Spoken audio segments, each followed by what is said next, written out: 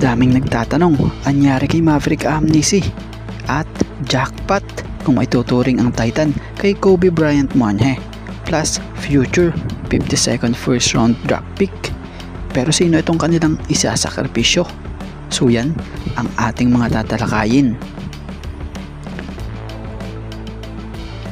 So balitay trade approval na nga lang po ang iniintay.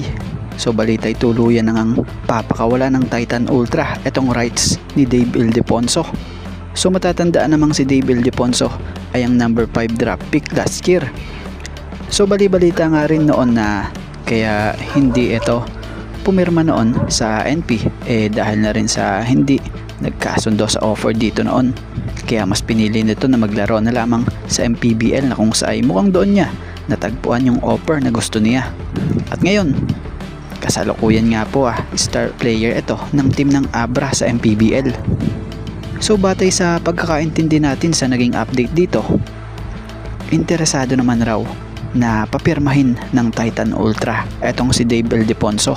Kaya lang yung sitwasyon komplikado dahil sa 2 years pala ang kontrata na pinirmahan nito dito sa Abra. So dahil sa 2 years nga ang pinirmahan ni Dave Ildefonso sa team ng Abra, mukhang mas minabuti na lamang ng Titan na i-trade na lamang ang rights nito dahil hindi rin pa nila talaga magagamit ito kahit isign nila ito. So syempre ang Titan ayaw nila ng problema at lalo't bago sila dito sa liga. Bago pa lang sila nag-uumpisa.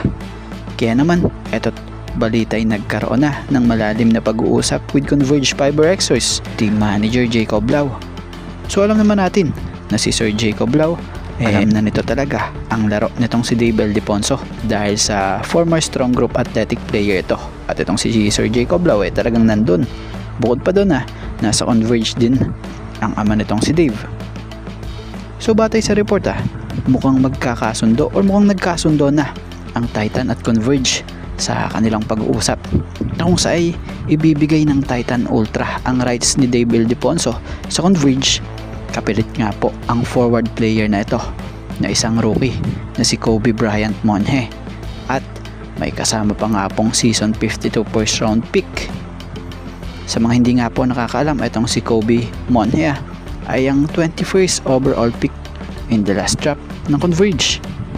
So maaprobahan na talaga ng PBA ang pending trade na ito na asahang makapagbibigay ng malaking boost o dagdag sa bigs etong forward na si Monhe para sa Titan Ultra dahil sa taas nga po nitong 6'4", isang mahusay at matsyempo itong rebounder at especially scorer din. Kung mapapanood nyo kung paano ito magdomina panahong nasa MPBL pa ito, talagang masasabi mong dito pa lang di nalugi ang Titan Ultra. At kagandahan pa rito may kasama pa itong season 52 first round pick. At about tayo rito sa patungkol kay Maverick Amnesia. Naganap na nga po nung nakaraan ang debut game ng Barangay Ginebra sa season 50 ng Philippine Cup ng PBA kontra sa Magnolia. Pero may isang player nga po ang hinahanap ng tao or fans. Bakit raw wala ang taong ito sa rotation ni Coach Tim? At anyari nga daw ba talaga sa status ni Maverick Amnesia sa Barangay Ginebra?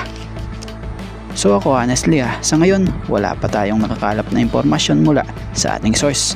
Pero pag meron update ko kaagad kayo.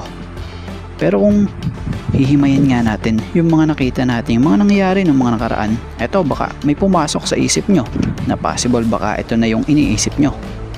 So unang-una, bago pa man po magsimula ang season 50 ng PBA, may mga ensayo na di natin napapansin na nandoon itong si Maverick Amnesia. Pangalawa, may tune-up game naman na nakikita naman natin na naglalaro si Mav. Pero ang nakapagtataka lang talaga may lumabas na balita nga na handang i-trade ng Ginebra di umano si Mav Amnesia kapalit ni Bong Quinto or ang future first round pick ng Bolts. Dun para nga pong may naglaylo at may time na naglaro sa opening nga po ng season 50 ang Ginebra kontra Magnolia. Kapansin-pansin na itong si Mav Amnesia mukhang hindi ready sa paglalaro. Naka-jacket, pants nga lang siya.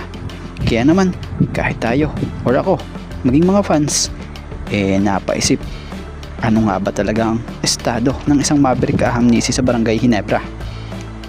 Siya ba'y injury? Or siya ba'y na disciplinary action?